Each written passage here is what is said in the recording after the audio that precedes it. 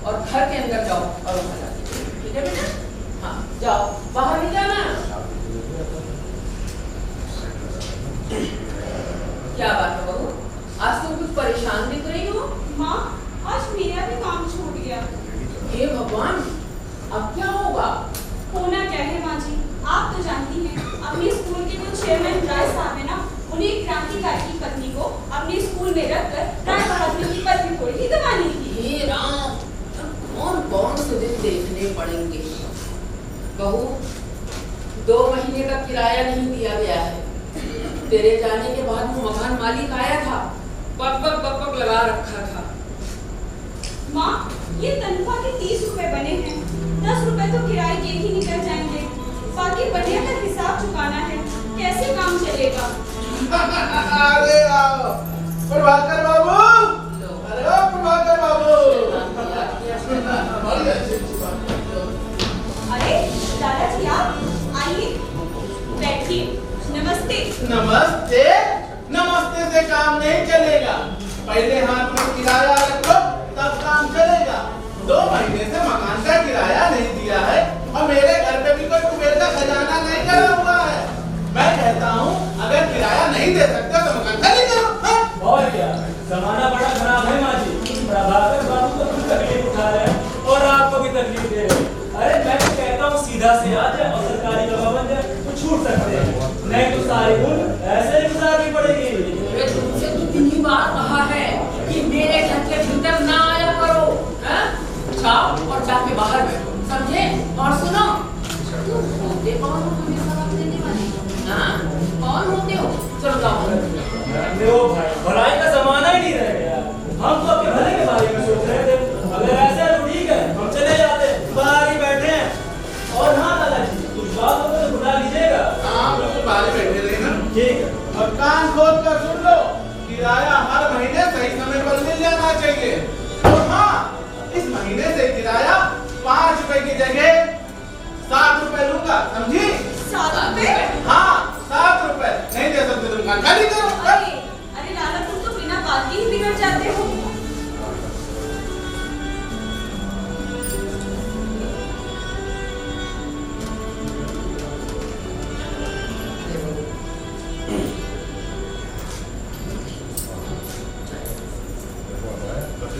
ये लो अपना किराया।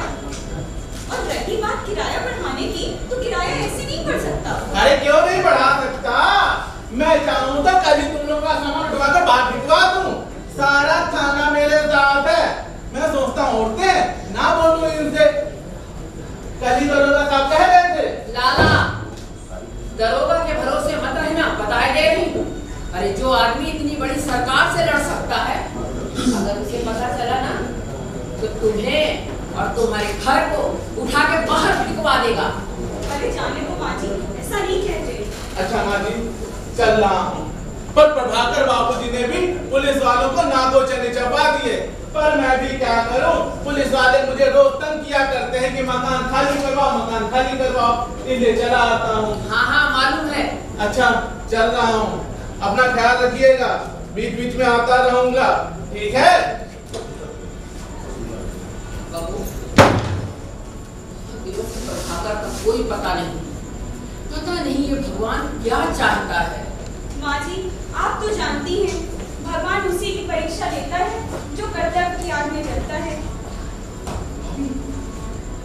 भाभी, देखो देखो, मैं मुरली।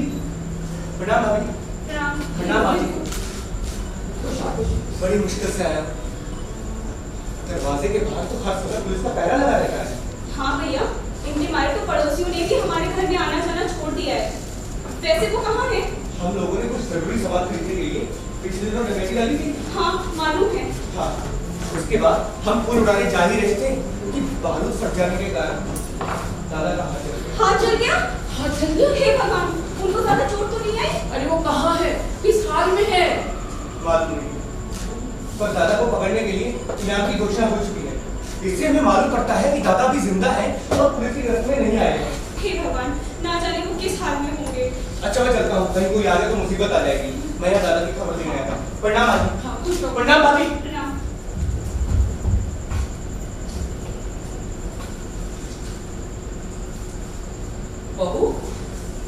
मैं तो मुरली को औरत के वेश में देख के हैरान रह गई कि ये औरत कौन है। क्या करे बेचारे, ना जाने इन लोगों को कब सफलता मिलेगी। भूखे प्यासे चिंता में अपने काम के लिए मारे मारे फिरते हैं। अरे अब तो भगवान का ही आसरा है, जो भाग्य में लिखा होगा वो तो होके ही रहेगा। बहू, मैंने तो अपना पुत्र इस देश के नाम कर दिया है। आइए हुजूर आइए, अरे आइए, यही वो घर है जहाँ मैंने देखा उस औरत को। कौन था यहाँ? कौन आया था? जी साहब। जाओ सब जगह जाकर तलाश लो। ठीक है साहब। ये भैया कहाँ गई वो औरत? कौन औरत? किसके बारे में पूछ रहे हो? यहाँ पे हमें दो औरतें हैं। अरे बिना पूछे घर में घुस पाते हो। दो अकेली औरतों के रहते हुए तुम उस घर में घुसते तुमको शर्म नहीं आई? चले मत सीधी तरह बताओ कि वो औरत कहाँ गई? हुजूर, मैंने अपनी आंखों से देखा। मैंने क्या देखा? क्या देखा? मैंने देखा एक औरत को छत से नीचे आते हुए। जिसने आपको खबर नहीं दिया ना, वो हवा हो गई। देखो मैं तुम लोगों को ले जाकर जेल में डाल दूंगा। सीधी तरह बताओ नहीं तो। तुम्हें बूढ़ी औरत पर हाथ उठाते शर्म नहीं आती? बड़े बहादुर बनते हो। अरे पुलिस की नौकरी की है कि तुम अनिष्टा भी दांव पे रख दी है? राम तो भेज देती, सीधी तरह बता दे वरना मार मार के खाल कर दूंगा। क्या तुम्हारे घर में माँ बहन नहीं है? बिना बात के हमारे घर में घुस आए और जल्लादों की तरह हमें मारने लगे। कह दिया ना मैंने कि कोई नहीं आया यहाँ। हुजूर, इन आंखों ने कभी धोखा नहीं खाया। जरूर एक औरत थी, सारा बदन कपड़ों से ढका हुआ था। जिसे आपको बताने गया ना, उसे मैंने अपनी आंखों से देखा था। छत से नीचे उतरी थी धीरे धीरे। समझे? रातों के भूत बातों से नहीं माने। अरे सीधी तरह बता दे, ये दो चार फिरफिरे लोगों के उखाड़े थोड़े ना उखड़ेगी बरतानिया सरकार। ये सिरफिरे लोग तुमसे ज्यादा देशभक्त हैं। ये देश के लिए अपनी जान हथेली पर लेकर घूमते हैं। ये यूं नहीं मानी। अरे सत्यानाशियों, तुम लोगों को शर्म नहीं आती है मेरी सीधी सादी बहू को गालियां देते हुए? तू जानती नहीं है मैं जल्लाद हूँ, जल्लाद। पूरा जिला मेरे नाम से कांपता है। क्या बोला जी? कुछ नहीं बेटा, कुछ नहीं। इधर आना, अरे आना आना, जरा हमको बताना यहाँ कौन आया था? मैं तेरे को मिठाई दूंगा, टॉफी दूंगा, कपड़ दूंगा। ये लो चारा में। कहाँ है? हाँ, ये लो चारा में। 1 2 3 4। अब बताओ कि कौन आया था यहाँ?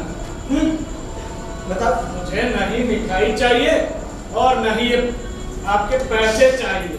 और रही बात देखने की, तो मैंने यहाँ दादी और माँ के सिवा किसी और औरत को नहीं देखा। और ये बच्चों झूठ बोल रहा है। झूठ। अरे पकड़ के ला हरामजादे को जाने लगता है। काट लिए। अरे पकड़ के ला, पकड़ के ला। रुक। पकड़ के ला। जाने लगा। साहब, अंदर कोई नहीं मिला। कोई नहीं मिला? कोई नहीं मिला? खबर झूठ तो नहीं हो सकती। हाँ, जाओ जाकर छत पर देखो। जी साहब। चल तुझसे ही पूछ लेते हैं कि कौन आया था। मैंने कह दिया ना कि कोई नहीं आया यहाँ। अरे चल ना। छोड़ो मुझे, छोड़ मेरे को। अरे हट, अरे हट, हट। छोड़ो, छोड़ो। अरे कौन आया था? मैंने कह दिया ना कि कोई नहीं आया था यहाँ। छोड़ दो मुझे। कैसे जाने? मैंने क्या किया है? गाली में नहीं आती। छोड़ो।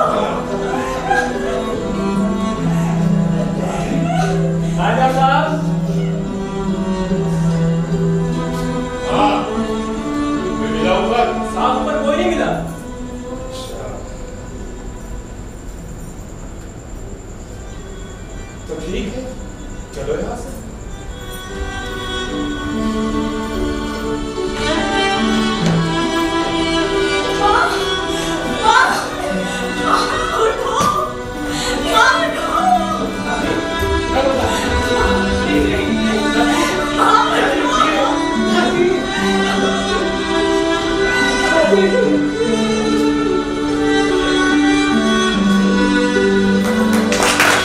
कुछ लोग अपने पर हुए अन्याय, अत्याचार, जुल्म को बर्दाश्त कर लेते हैं और अपने को उसी रूप में ढाल लेते हैं। पर कुछ लोग बर्दाश्त नहीं कर पाते और कुछ लोग बर्दाश्त नहीं कर पाते। पर कुछ लोग ऐसे भी थे जो बर्दाश्त करने के साथ साथ उसके खिलाफ भी खड़े हो जाते थे। ऐसे लोगों को अंग्रेज विद्रोही और भारत के लोग क्रांतिकारी कहते थे। जब अंग्रेजों का अत्याचार बहुत बढ़ गया तो कुछ लोग बर्दाश्त नहीं कर पाए और खड़े हो गए अंग्रेजों के लिए लड़ाई लड़ने के लिए। और कुछ थे सिरफिरे लोग, और ऐसे ही सिरफिरे लोगों का नाम था राम प्रसाद बिस्मिल, अशफाकुल्लाह खां, चंद्रशेखर आजाद, राजेंद्र लहरी और 6 अन्य लोगों ने मिलकर बनाई हिंदुस्तान रिपब्लिकन आर्मी। इनकलाब जिंदाबाद, इनकलाब जिंदाबाद, इनकलाब जिंदाबाद। क्रांतिकारियों द्वारा चलाए जा रहे स्वतंत्रता के आंदोलन को गति देने के लिए धन की तत्काल जरूरत थी, जिसके लिए शाहजहांपुर में रामप्रसाद बिस्मिल जी के नेतृत्व में अंग्रेजी सरकार का खजाना लूटने की योजना बनाई गई। अरे अरे, मैं सूत्रधार हूँ, मुझे भी कुछ बोलने दो। आप ही ने तो कहा था कि हमारा साथ देना। अरे, साथ देने का मतलब ये थोड़ी होता है कि दूसरे का रोटी खा जाओ। अरे देखो, नाराज मत हो, चाहे कोई भी कलाकार कितनी ही फिल्म या सीरियल कर ले, यदि वो मंच से जुड़ा है तो वह मंच पर अभिनय जरूर करना चाहता है। मेरा भी मन करता है कि मैं मंच पर काम करूं। ठीक है, अब जब आप कहेंगे तभी हम लोग बोलेंगे। अरे रुको, हम सब सूत्रधार के ही साथ वापस चलेंगे। धन्यवाद। सब कुछ तो इन दोनों ने बता दिया है, कुछ विशेष जानकारी मैं आपको दे दूं। जिस ट्रेन में घटना होनी थी वो थी 1 डाउन सहारनपुर लखनऊ पैसेंजर रेलगाड़ी। राम प्रसाद बिस्मिल जी के घर पर 8 अगस्त 1925 को ये मीटिंग हुई थी। अरे दर्शकों को भी दृश्य देखने दीजिए और चलिए। हाँ, चलो सब लोग।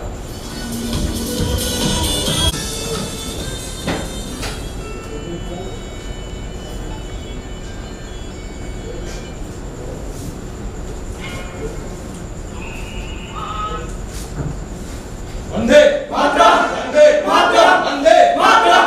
सब लोग आ गए? मेरे ख्याल से तो सभी लोग आ गए। रह गया क्या? शायद अभी साथ नहीं है। आजाद अभी तक नहीं है।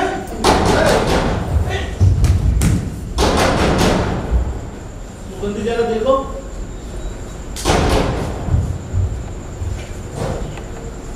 कौन है? साथियों, मैं हूं आजाद। साथियों आजाद है।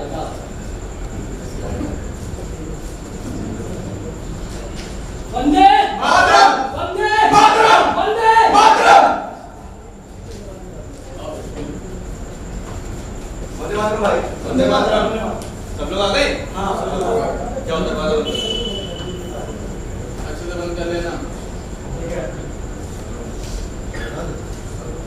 मेरे ख्याल से सभी लोग आ गए। साथियों, ये ब्रिटिश सरकार के तो जुल्म दिनों दिन बढ़ते ही जा रहे हैं। अब वो लोग हम लोगों के परिवार पर जुल्म कर रहे हैं, उन पर दबाव डाल रहे हैं कि वो हम लोगों के बारे में बताएं। हम सभी के लिए एक अच्छी खबर है। क्या खबर है? खबर मिली है कि विदेश से कुछ हथियार आए। उनकी खरीदारी के लिए तो हजारों रुपयों की जरूरत पड़ेगी। 1000 रुपए? पर इतने रुपए आए कहां से? हम लोग की हालत तो पहले से ही खराब है, लेकिन लोगों को हम ये नहीं बता सकते कि हम कर क्या रहे हैं। इसी कारण लोग हमें आवाज। हमारे पास तो पेट भरने के लिए भी कुछ नहीं है। इतनी ठंड पड़ रही है, हमारे पास तो केवल एक सरुका है। सोने के लिए फुटपाथ और ओढ़ने को आसमान। साथियों, ये समस्या तो बड़ी गंभीर है सबके साथ, लेकिन हमें अपनी भारत माता को आजाद कराना है। वंदे मातरम, वंदे मातरम, वंदे मातरम। हम सभी को इसके लिए कुछ ना कुछ तो छुपाना ही पड़ेगा। ठीक है, ये सब तो हम लोग को झेलना ही पड़ेगा। सबसे पहले ये सोचना है कि धन संग्रह कैसे किया जाए। सबसे पहले हमें धन की जरूरत है। ऐसा करें कि धनवान लोगों को अपने संगठन हिंदुस्तान रिपब्लिकन आर्मी में शामिल किया जाए।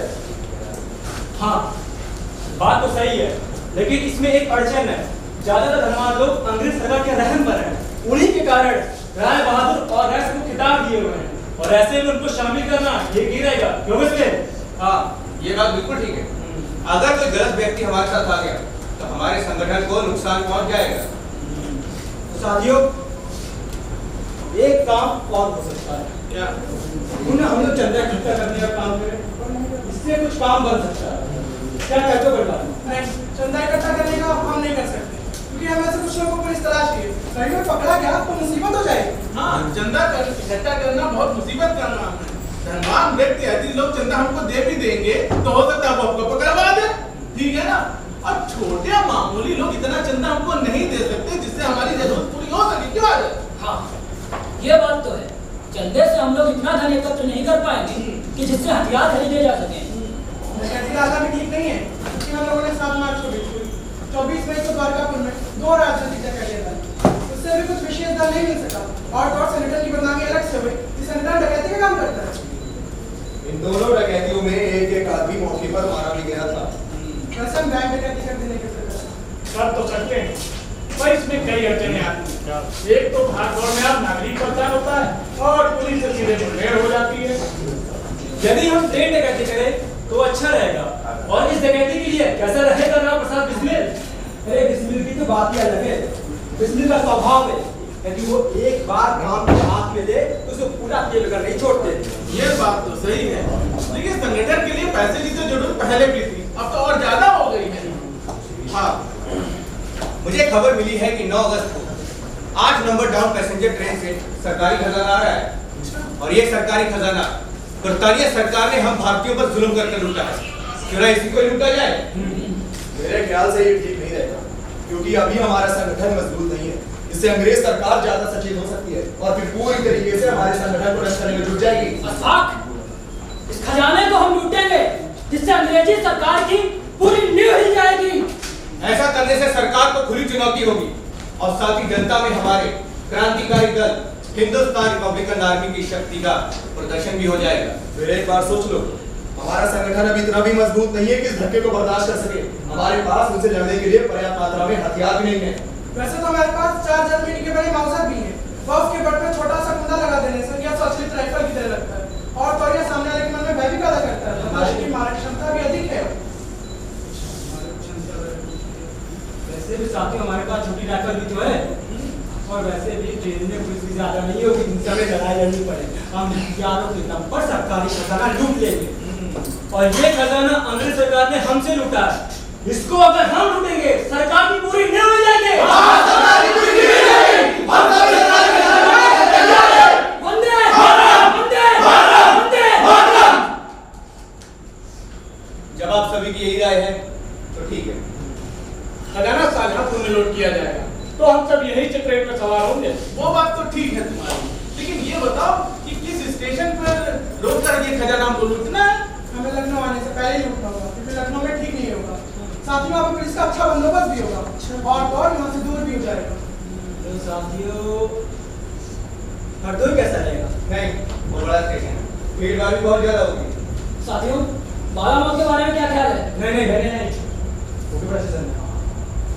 साथियों, मेरे ख्याल से जो मुझे समझ में आ रहा है, हमें खजाना वहां लूटना चाहिए जहां पर पुलिस का बंदोबस्त कम हो, रात का समय हो, सन्नाटा हो, आसपास जंगल हो, ताकि हम लोग वहां से आसानी से भाग सकें। मेरे ख्याल से मुझे 3 स्थान उचित नजर आ रहे हैं, रहीमाबाद, मलियाबाद और काकोरी। इन 3 स्थानों में से हम किसी भी स्थान पर ये काम आसानी से आराम से कर सकते हैं। मेरे ख्याल से काकोरी सही रहेगा। क्यों? काकोरी सही रहेगा। हाँ, काकोरी सही रहेगा। काकोरी ठीक रहेगा। शाम 6 बजे जब काकोरी स्टेशन से ट्रेन निकलेगी तो कुछ दूर पर जाकर हम उसकी चैन खींचकर उसे रोक लेंगे। ट्रेन की छत पर है। हाँ ठीक है। मैं सत्येंद्रनाथ बख्शी और Ram Prasad Bismil 3rd class compartment में रहेंगे। ठीक है? ठीक है। और बाकी सब लोग मेरे साथ 2nd क्लास कंपार्टमेंट में रहेंगे। तो हम सब तैयार हैं? हाँ, तैयार हैं। तुम्हारा क्या ख्याल है इसका? जब आप सब लोगों का यही माना तो ठीक है, कल हम सब ट्रेन में लेते हैं। इंकलाब जिंदाबाद! इंकलाब जिंदाबाद! इंकलाब जिंदाबाद!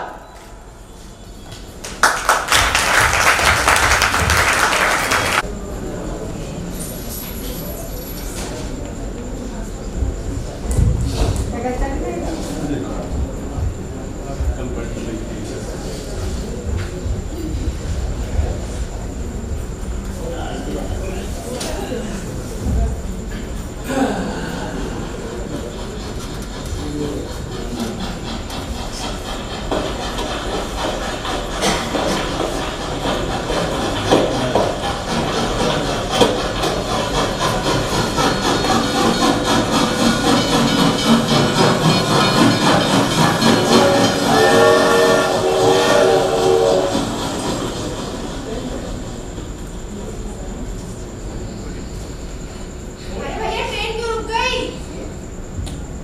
कोई स्टेशन आया अभी है भैया जरा वैसे किसको हो गई पीछे पर।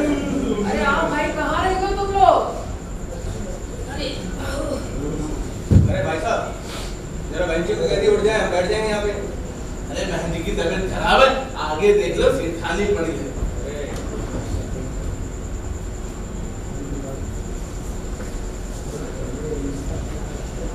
हाँ भैया, पीछे के सब बैठे हैं लोग, उठा लीजिए ना इनको। अरे देख ही लेते हैं। पहले चले आए, उठा लीजिए भैया, बहुत दूर जाना है। अजय सुनती हो? क्या है? अरे जरा उठ जाओ, सवारी आई है। उनसे कह दो आगे चले जाए। अरे पूरी जगह देख के आना। आओ बैठ जाओ। कौन सा स्टेशन है? कौन सा स्टेशन आ गया भैया? काकोरी आया भैया। काकोरी आ गया, उधर लखनऊ आने वाला है। चलो तैयारी कर लो, सामान बांध लो, ठीक है? कोई सामान छूटे ना। अरे भौजी तुम? अरे मिला किसको बताया पूरी? अरे तुम भी वैसे आओ, कई साल बाद तुमका देख रही हैं, बैठो। हम का हाल चाल है? हम तो बहुत अच्छे हैं। और बताओ, घर में सब कुशल मंगल? अरे सब राम जी की कृपा, सब कुशल मंगल। और तुम्हारे घर में सब लोग कैसे?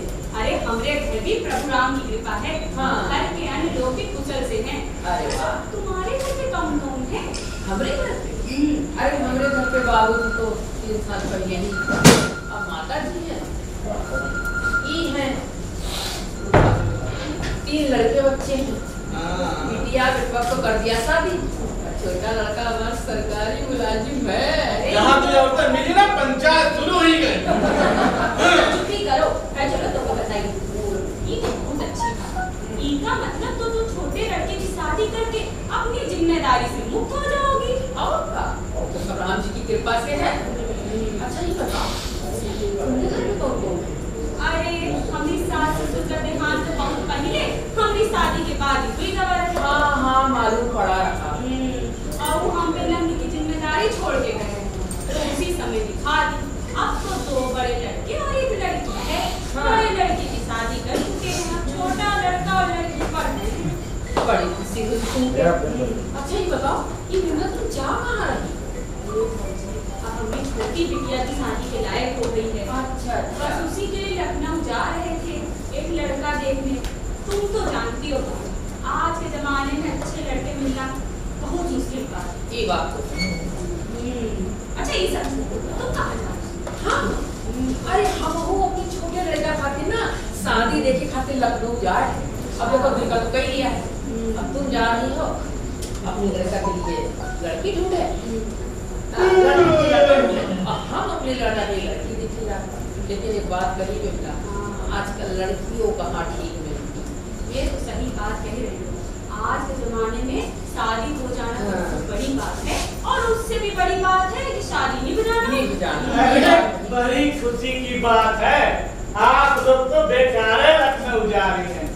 आप दोनों अपने बच्चों की शादी आपस में ही क्यों नहीं कर लेते हैं?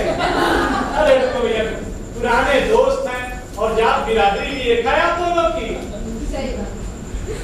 अरे भौजी, जैसे तुम पकड़ पकड़ लगाए हुए हैं, अरे इतना पक्का करो, हम देख लो कौन मुंह बिठा कर आओगे स्टेशन पर। कई सही, हमका दोनों इतराज है। ऐसा करी थे कि अगले स्टेशन पे उतर के वापस शाहजहांपुर की गाड़ी पकड़ लेते हैं और साथ में बैठे बातें करते। ये ठीक है, चलो और हम लोगों का मुंह मीठा करवाना मत भूलिएगा। अरे पूरा भी करा देंगे। अरे सब करा देंगे, मिठाई सबका शादी तो तय हो गया।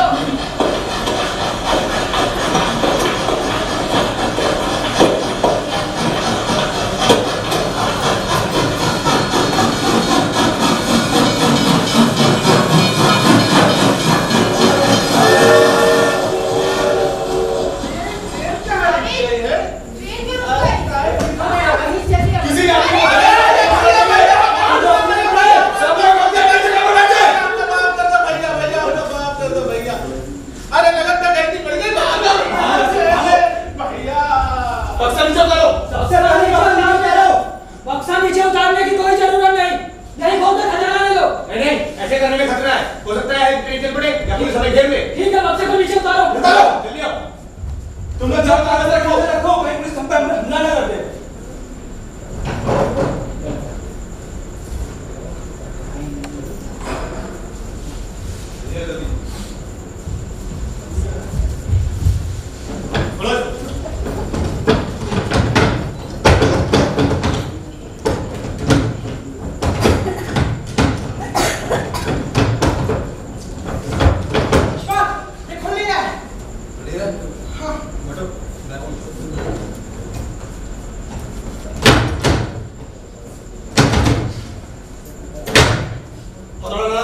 देता हूँ।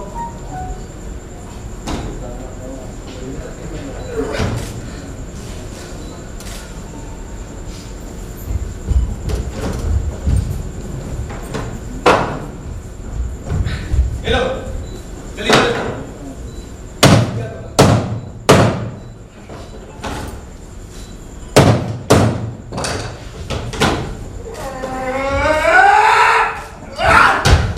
चल गया, चौदह करो।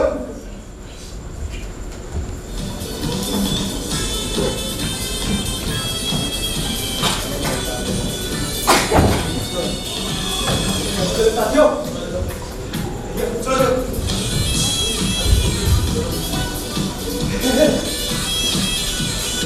कर फायर कर। अब तक इसको गोली लगी। तुम लोग अपने बैठे पे जाओ।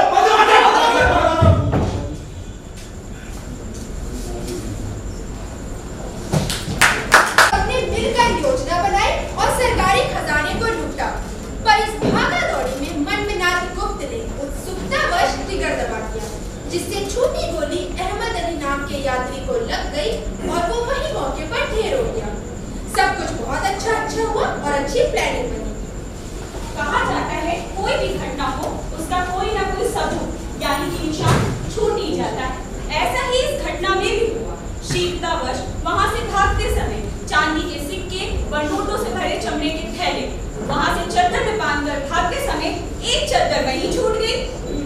अगले दिन ये खबर समाचार पत्रों के माध्यम से पूरे संसार में फैल गई। ब्रिटिश सरकार ने इस डकैती को बड़ी गंभीरता से लिया।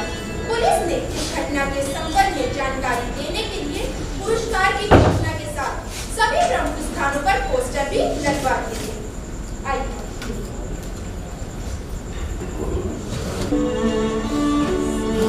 पता नहीं कहे दरोगा साहब हमका बुलाए हैं, हमका बहुत डर लागत है।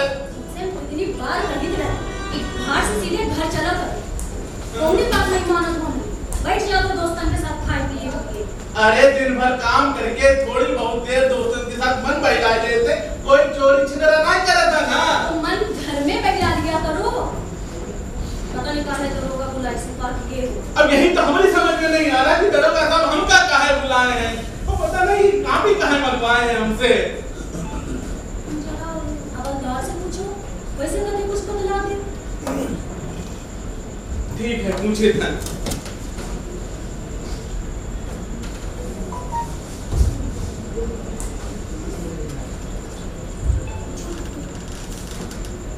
हवलदार साहब बोलिए, तो हमको बता सकता था कि दरोगा साहब हमको काहे बुलाए हैं? देखो भैया, कुछ मामला हो गया है जिसके खोजबीन के लिए 2 सब इंस्पेक्टर आ रहे हैं। अच्छा इंस्पेक्टर सजादा नहीं, इंस्पेक्टर खुर्शीद अली। कुछ मामला हो गया और उनको खोजबीन के लिए बुलाया गया है। अभी जब वो आएंगे और आपसे जो कुछ पूछेंगे साफ साफ बता देना, ठीक है? चलो साला जाओ बैठ जाओ। राम साहब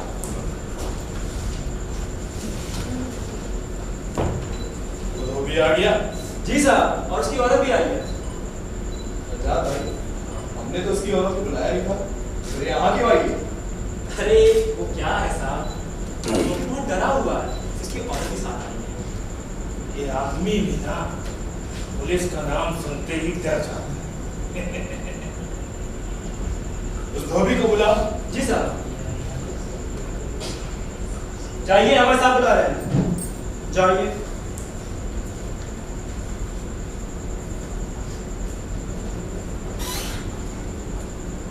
साहब हम कुछ नहीं किए हैं साहब, हम सीधे घाट से घर जाता, कबाऊ अपनी बिरादरी के साथ बैठ जाता, हम कुछ नहीं किए साहब। किसी से कोई झगड़ा नहीं करते, अपना काम बड़ी ईमानदारी से करते हैं साहब। आप पूरे मोहल्ले में चलकर पूछ लो, हमसे तो कोई ग्राहक को नाराज नहीं होते साहब, हम कुछ नहीं किए हैं साहब। को शिकायत करें तो हम लोगों को माफ कर दो। हमको माफ कर दो साहब, हमको माफ कर दो साहब, हम कुछ नहीं किए।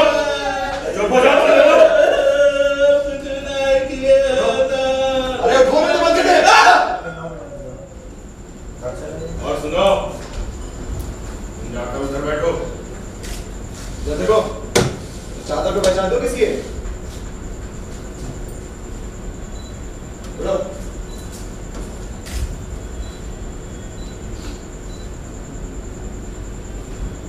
अच्छा सुनती हो? देखो ये चादर कुछ याद आ रहा है। ये अजीब हो, तमाम चादरें आती हैं, कैसे पता लगेगा कौन किसकी है? ये जरा निशान मिला कर देखो, पता चल सकता था किसकी है। अरे हाँ, निशान।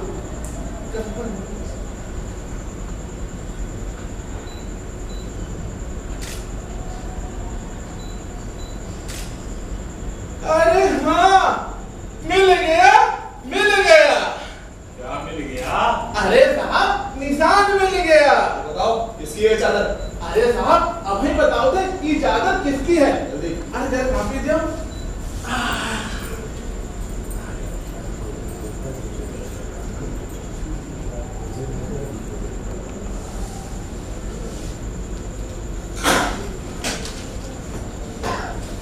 राम से नहीं, विमला,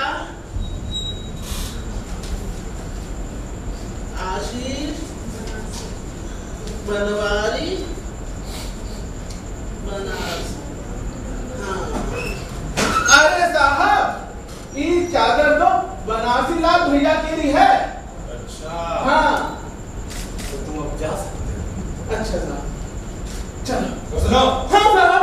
यहाँ के बारे में किसी को बताना मत। कतई ना साहब, नहीं। कतई नहीं। अब जा साहब। जाओ जाओ। ठीक, चलो साहब। चलो, एक समस्या तो मिल गई। हाँ। अब बनारसी लाल से पूछताछ करते हैं, फिर सारी इन्वेस्टिगेशन, पूरी जानकारी जाकर जनरल आर खाटन को देते हैं। चलते हैं।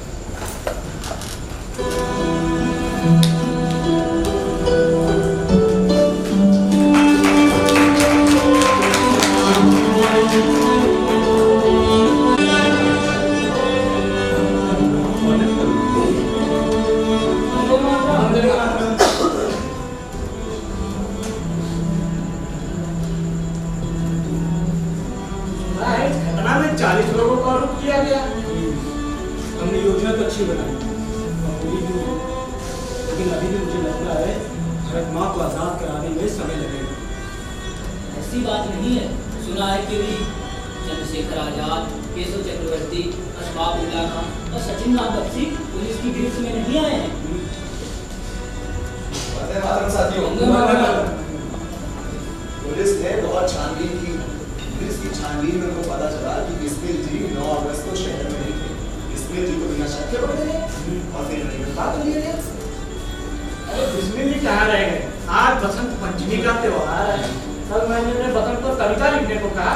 अगर लिखने को कहा था और उन्होंने आमिर कर दी है तो बिना लिखे नहीं आएंगे। हाँ, ये बात तो है, ये बात तो है। अरे वो देखो, बिस्मिल जी आ गए। कैसे आप लो, तुमने बसंत पर कविता मांगी। वाह पंडित जी, क्या कविता लिखी है। मेरा रंग दे बसंती चोला।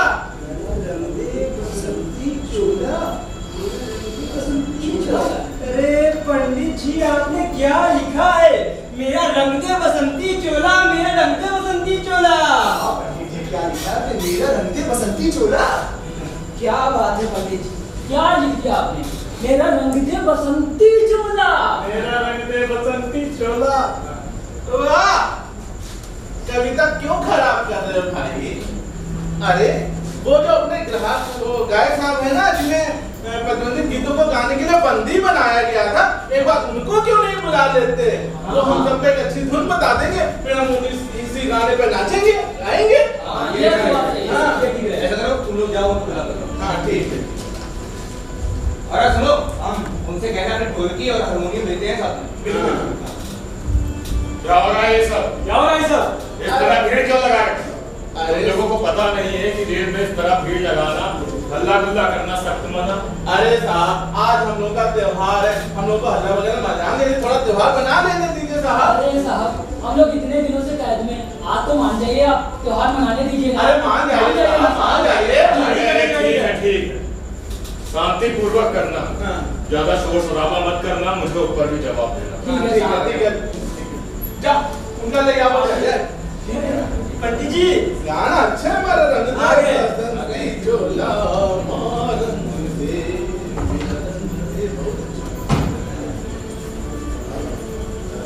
भाई।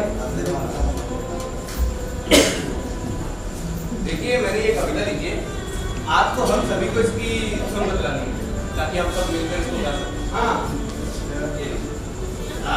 मेरा रंग दे बसंती चोला बड़ी सुंदर लगेगी। धुन बता दीजिए समझना। आप लोग हमारे साथ जाइए। अच्छा बिल्कुल।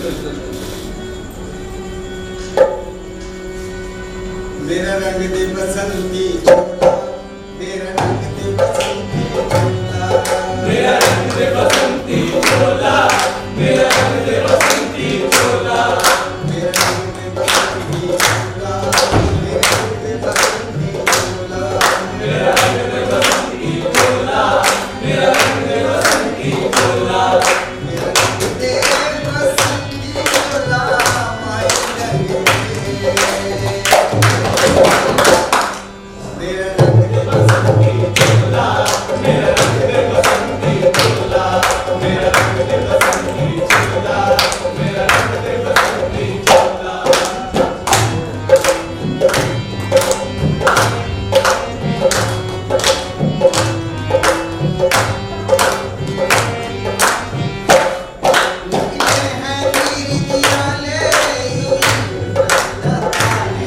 यूं अपना सीना ताने, यूं अपना सीना ताने, हंस हंस के जान लुटाने, आजाद संसार जाने, आजाद सवेरा जाने, आजाद सवेरा जाने। और फिर कैसे जीते हैं इस दुनिया को बदलाने, इस दुनिया को बदलाने, इस दुनिया को बदलाने। तेरे लाल चले हैं माँ, अब तेरे लाज बचाने, अब तेरी राज बचाने, अब तेरी राज बचाने। आजादी का शोला बनके, आजादी का शोला बनके जंजीर में मेरा रंग दे बसंती चोला, मेरा रंग दे बसंती चोला, मेरा रंग दे बसंती चोला, मेरा रंग दे बसंती चोला।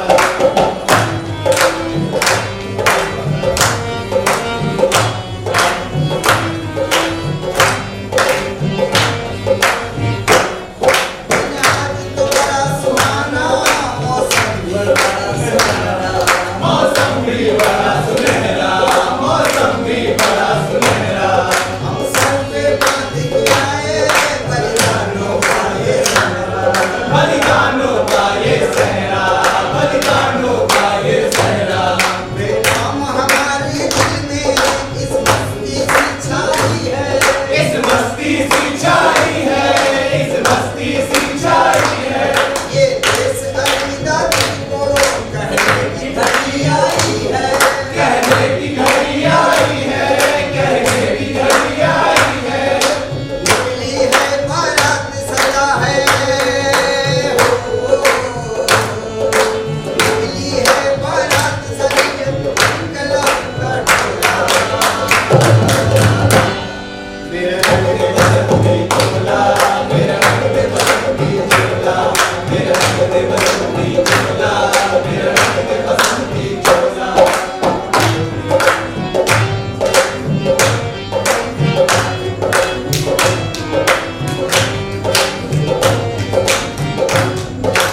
हमने ये इस देश की खातिर बस इतना अरमान है, बस इतना अरमान है, बस इतना अरमान है।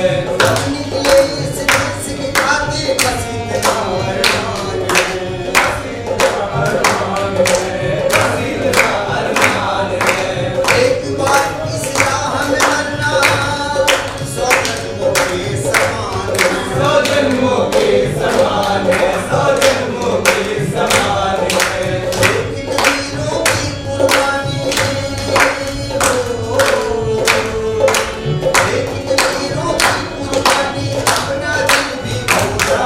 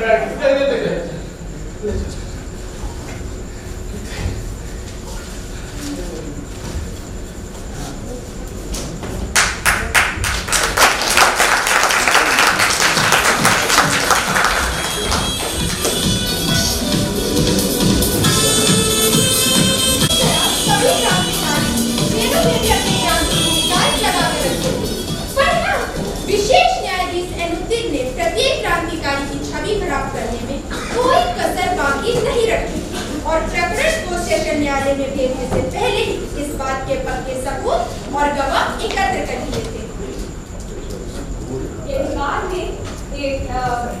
बाद में अगर कोई भी गवाह मौजूद ना हो तो उनके खिलाफ कोई भी कार्रवाई ना की जाए। इस घटना में बहुत से मोड़ हैं जिन्हें मंच पर दिखलाना संभव नहीं है। हम आपको मुख्य अंश ही दिखला रहे हैं। एक वाक्य बहुत ही सुंदर है। कौन सा? कोर्ट का दृश्य। कोर्ट में सभी क्रांतिकारियों ने बड़ी बेबाकी से जज को जवाब दिया। अरे हाँ, कोर्ट में आते जाते और कोर्ट में बिस्मिल जी के साथ सभी लोग अशुमाबादी की ये गजल गाया करते थे और मैजिस्ट्रेट को चिढ़ाया करते थे। ठीक है, चलिए देखते हैं कोर्ट का दृश्य। आइए। सरफरोशी की तमन्ना अब हमारे दिल में है। सरफरोशी की तमन्ना अब हमारे दिल में है। देखना है जोर कितना बाजुए का दिल में है। देखना है जोर कितना बाजुए का दिल में है। सरफरोशी की तमन्ना अब हमारे दिल में है। सरफरोशी की तमन्ना अब हमारे दिल में है। देखना है जोर कितना बाजुए का दिल में है। देखना है जोर कितना बाजुए का दिल में है। वक्त आने दे बता देंगे तुझे ऐ आसमां। वक्त आने दे बता देंगे तुझे ऐ आसमां। हम अभी से क्या बताएं क्या हमारे दिल में है। सरफरोशी की तमन्ना अब हमारे दिल में है। देखना है जोर कितना बाजुए का दिल में है।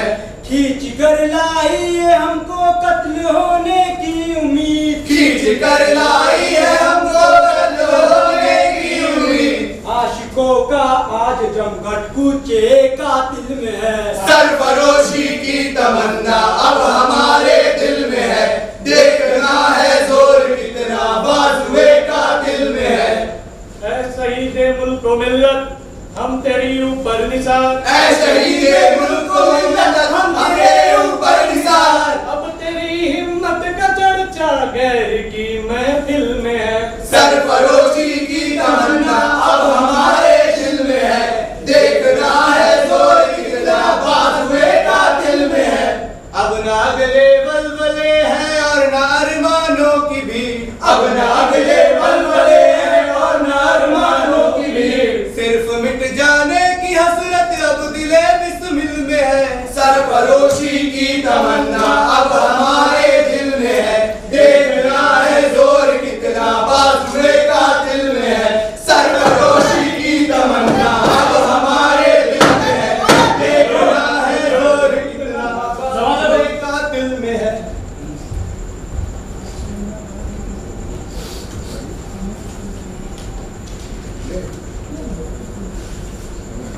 आज की कार्रवाई शुरू की।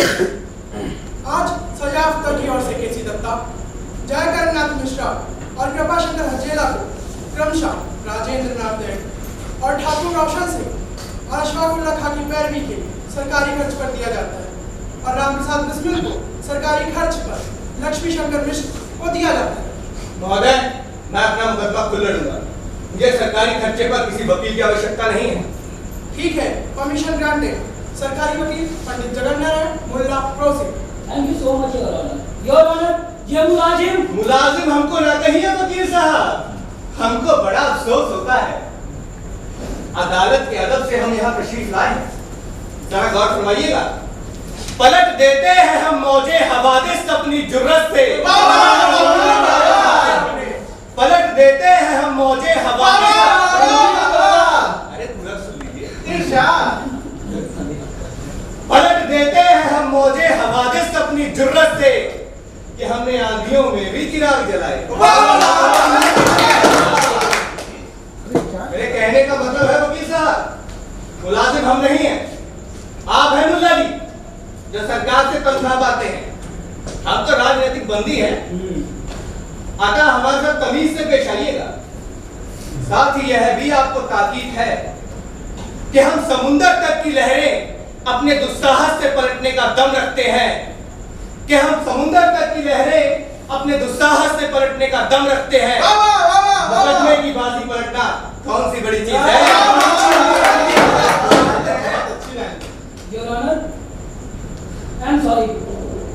मेरी तबीयत को ठीक नहीं लग रही। आज के लिए माफी चाहूंगा मैं। ठीक है, permission granted. Thank you. Mr. Ram Prasad, from which university you have taken the degree of law? Excuse me, sir. A kingmaker does not require any degree.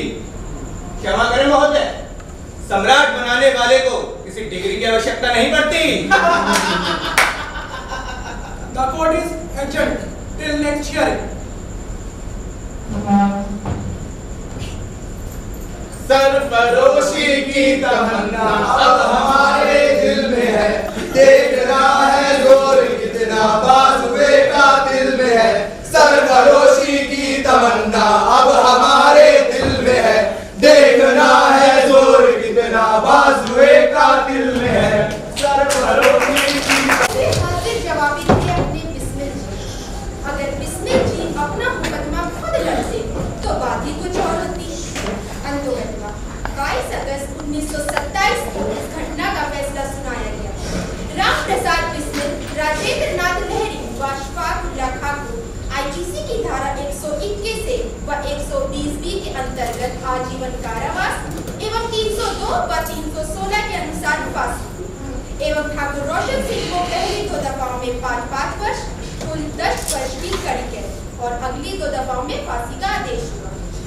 Sachin नाथ सान्याल जब जेल में थे तभी लिखित रूप से अपने किए पर पश्चाताप करते हुए भविष्य में किसी भी क्रांतिकारी कार्यवाही में हिस्सा न लेने का वचन दे चुके थे, जिसके आधार पर उनकी उम्र कैद की सजा बरकरार रही। उनके छोटे भाई भूपेन्द्र नाथ सान्याल और बनवारी लाल ने अपना अपराध स्वीकार करते हुए न्यायालय की कोई भी सजा भुगतने की अंडरटेकिंग पहले ही दे दी थी, इसलिए उन्होंने कोई मांग नहीं की और उन दोनों को 5-5 वर्ष की सजा सुनाई। चीफ न्यायालय में याचिका दाखिल करने के बावजूद योगेश चंद्र चटर्जी व गोविंद चरण काल की सजा 10-10 वर्ष से बढ़ाकर उम्र कैद में बदल दी गई। सुरेश चंद्र भट्टाचार्य, विष्णु शरण दुबलिस की सजा 7 वर्ष से बढ़ाकर 10 वर्ष कर दी गई और रामकृष्ण खत्री की भी 10 वर्ष की कठोर कारावास की सजा को बरकरार रखा। एक मजेदार बात ये हुई क्या? खूबसूरत हैंडराइटिंग में लिख कर देने के कारण केवल प्रणवेश चटर्जी की सजा 5 वर्ष से घटाकर 4 वर्ष कर दी गई। इसमें सबसे कम सजा 3 वर्ष की रामनाथ पांडे हुई और हाँ, मनमनाथ गुप्त जिसकी गोली से यात्री मरा था, सजा 14 वर्ष। एक अन्य अभियुक्त राम दुलारी त्रिवेदी को इस प्रकरण में 5 वर्ष की कठोर कारावास की सजा सुनाई गई। तब तो कोर्ट का फैसला आते ही ये खबर दावानल की तरह पूरे हिंदुस्तान में फैल गई होगी। तुम लोग हमें ये बताओ, इतना बड़ा हिंदुस्तान था, लोग थे, तो उन लोगों ने इन लोगों को बचाने के लिए कुछ नहीं किया? अरे नहीं बहन जी, ठाकुर मंजीत सिंह ने सेंट्रल लेजिस्लेटिव काउंसिल में एक प्रस्ताव दिया था। उस प्रस्ताव में यह दिया गया था कि चारों मृत्युदंड जिन्हें दिया गया है, चारों कैदियों को, इनको मृत्युदंड न देकर इनको आजीवन कारावास दिया गया है। काउंसिल के कुछ सदस्यों ने सर विलियम मॉरिस, उस समय जो गवर्नर फ्रांस के गवर्नर हुआ करते थे, उनको भी एक प्रस्ताव दिया था कि इनकी सजाएं माफ कर दी जाए, लेकिन उन्होंने भी ये प्रस्ताव स्वीकार कर दिया था।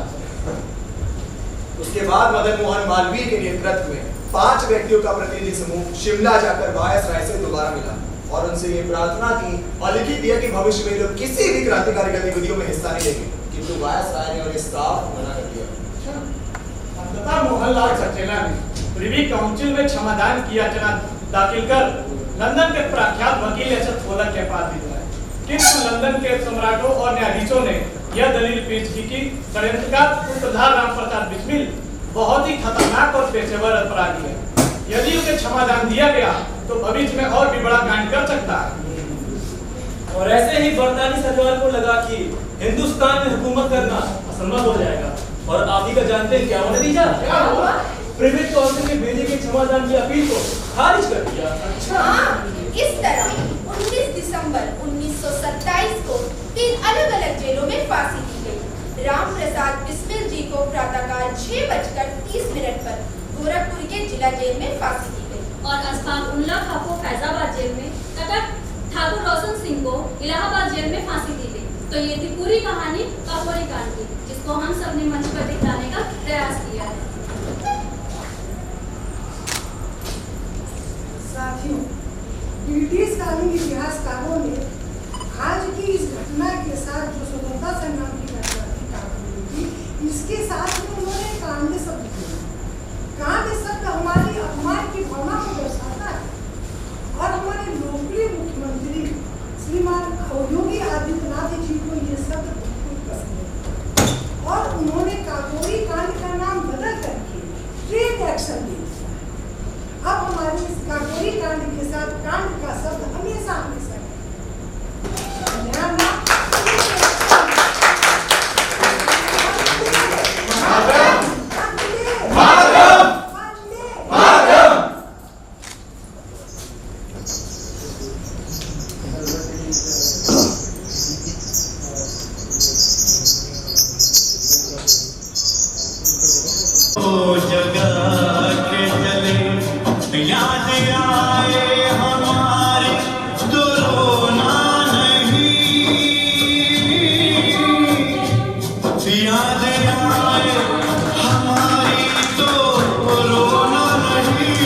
तुमको आजादी का रंग लगा के चले, तुमको आजादी का रंग लगा के चले, तुमको